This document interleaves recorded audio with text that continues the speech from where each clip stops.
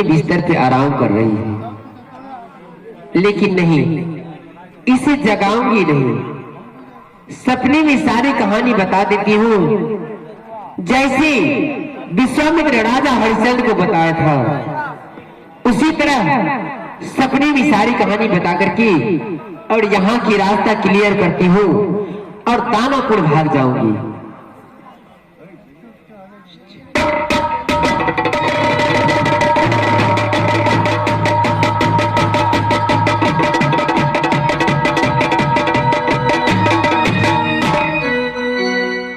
गहरी नींद में मैं डाल दी हूँ, अब इसे उठा करके कहीं ले भी जाऊंगी इससे मालूम नहीं, लेकिन इसे उठाकर ले नहीं जाना है। इनकी पलंग पे चढ़ करके इन्हें सारी कहानी बताना है, ताकि मेरी घुंघरू की झनकार इनके कानों में ना जाए, इन्हें महसूस ना हो कि मेरे महल में अभी कोई है। बेटी फूला,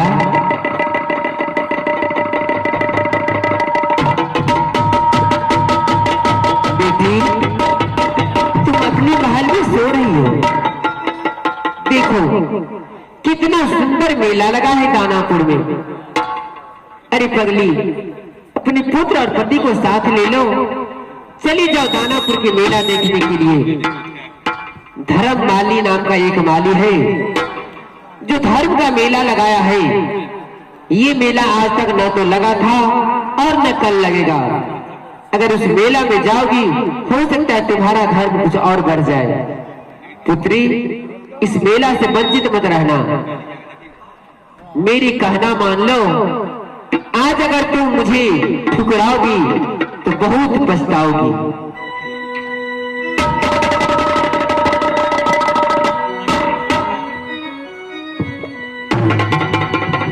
आहो भेलियई डगरिया दानापुर के,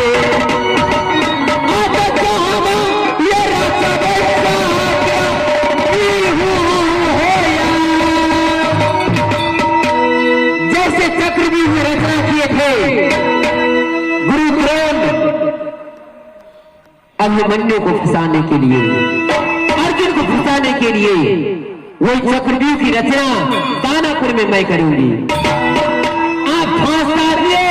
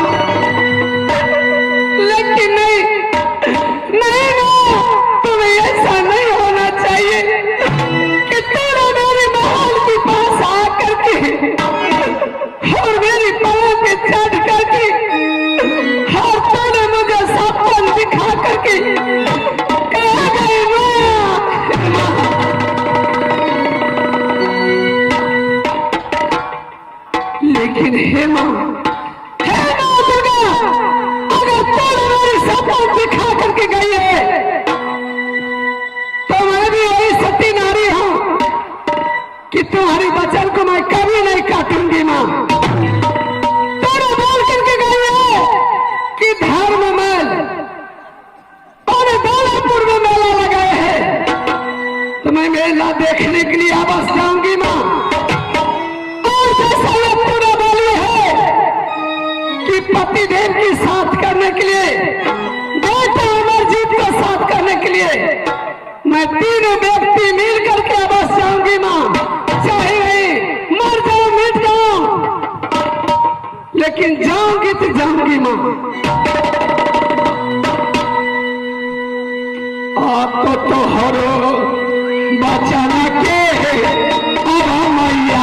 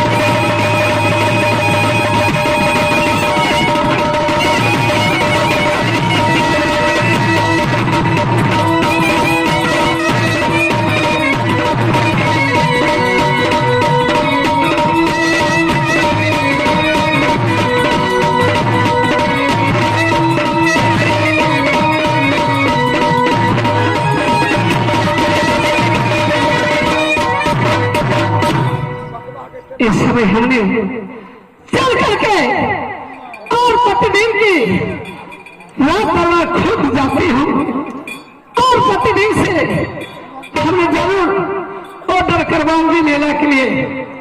अगर प्रतिदिन मुझे आज्ञा नहीं दीजिएगा तो मैं जहर महल खा करके मर जाऊंगी या फांसी लगा करके मर जाऊंगी, लेकिन राजमहल में नहीं रहूंगी।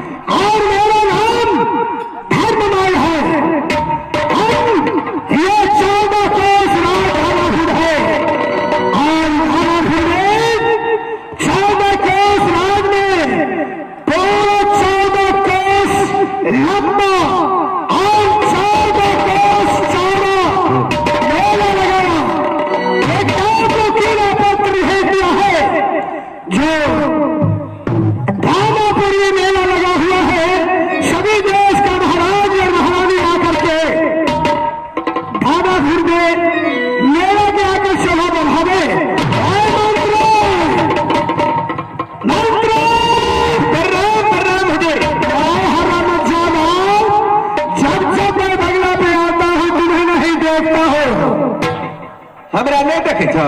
नहीं। हम तो दीवारों में चिपकल रहे थे। अच्छा, दीवार में? जी।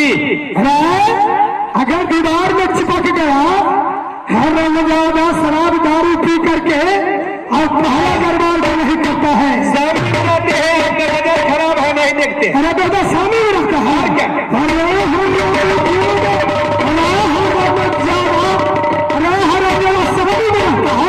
जी। सामने में अग्नि नहीं छिए? तो सामने बोलो। हाँ हाँ, हमें लगता है सामने में रखते हैं। आमने सामने। हाँ ऐसा तो सामने। महाराज क्या बात है? सुनो, ये मेला जो लगा दिया है जी। इस मेला का आज से तुम ठेकेदार रहोगे। ठेकेदार? हाँ। हमको क्या मिलेगा? तुमको 50-50 देंगे। अच्छा 50 का कोई बात नहीं है। मेला में जितना जिलेबी बचेगा सब तुमको खिलाएंगे। हाँ, हाँ। तो आपको भी खाना पड़ेगा। अरे भाई आप दूसरे को मार देंगे। नहीं तो 50-50 कर लेंगे। हाँ तो आप लिखेंगे खाने में। ठीक है। ठीक है जी। मेला के अंदर कोई चीज का दिक्कत नहीं होना चाहिए। किसी को दिक्कत नहीं होगा। और कोई भी भिखारी आए, कोई भी आए, अगर किसी के पास कुछ नहीं हो तो उसे फौरन खबर हमें करना। उसको भगा देना है? नहीं, अरे हमें खबर करना। अच्छा। उसको सहायता करेंगे। खाना पीना का सब कुछ का सहायता करेंगे। इतना कहाँ से लाइएगा? अरे होगा मेरा नाम। अच्छा, घर में रखा हुआ है। घर में है? हाँ। है ना? जी। अरे हराम ज्यादा रखा हुआ है। सब चाबी तुम्हारे पास है, तू कहता है भूल जाते हैं। अच्छा भूल जाता है। जी। याददाश्त हो जाता है तुम्हारा। जी। सुनो, तो अब हम चलते हैं आराम करने के लिए। कहाँ जाइएगा? अरे आराम करेंगे। अच्छा घर में। अरे नहीं